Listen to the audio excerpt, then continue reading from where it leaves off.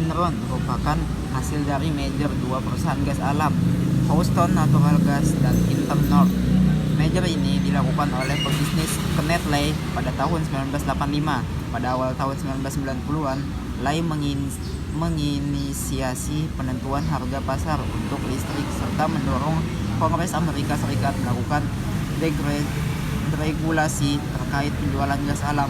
Hal ini memungkinkan Enron untuk menjual energi dengan harga. Kesuksesan ini menempatkan Enron sebagai produsen gas alam terbesar di Amerika Utara sejak 1992 dengan memiliki kontrak senilai 122 juta dolar Amerika Serikat.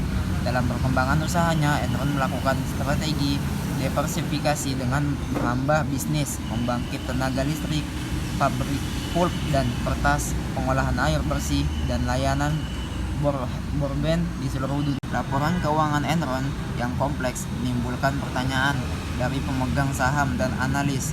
Model bisnis dan praktik-praktik tidak etis dari perusahaan ini antara lain menampilkan data penghasilan yang tidak sebenarnya serta memodifikasi neraca keuangan demi memperoleh penilaian kinerja keuangan yang positif.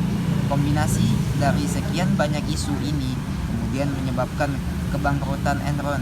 Di samping itu, Enron menerapkan praktik akuntansi yang dikenal sebagai mark-to-market accounting, di mana pencatatan aset didasarkan pada nilai pasar bukan pada nilai. Pada tahun 1997, Enron membeli perusahaan pembangkit listrik Portland General Electric Corp senilai 2 miliar dolar sebelum tahun 1997 berakhir. Manajemen mengubah perusahaan tersebut menjadi Enron Capital and Trade Resources yang menjadi perusahaan Amerika terbesar yang memperjualbelikan gas alam serta listrik. Pendapatan meningkat drastis dari 2 miliar dolar menjadi 7 miliar dolar dengan karyawan yang juga tumbuh dari 200 orang menjadi 2.000 orang. Enron menjadi sorotan masyarakat luas pada akhir 2001 ketika terungkapkan bahwa kondisi keuangan yang dilaporkan didukung terutama oleh penipuan akuntansi yang sistematis, terlembaga, dan direncanakan secara kreatif. Operasinya di Eropa melaporkan kebangkrutannya pada 30 November 2001 dan 2 hari kemudian pada 2 Desember di AS Enron mengajukan permohonan perlindungan. Saat itu kasus itu merupakan kebangkrutan terbesar dalam sejarah AS dan menyebabkan 4.000 pegawai kehilangan pekerjaan mereka.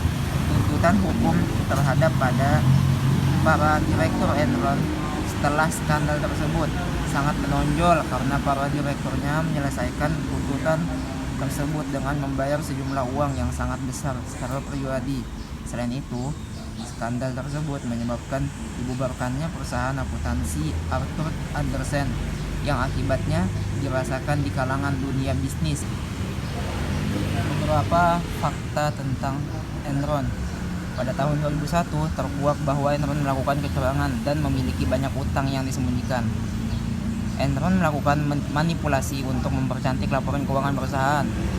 Terkuaknya kasus ini pun berakibat pada perginya investor hingga saham Enron turun drastis ke level 0,26 US dollar. Pada Januari 2002, investigasi terkait kasus ini pun dilakukan. Kasus ini menyerap KAP Arthur Andersen sebagai akuntan yang memberikan jasa audit dan konsultasi kepada Enron.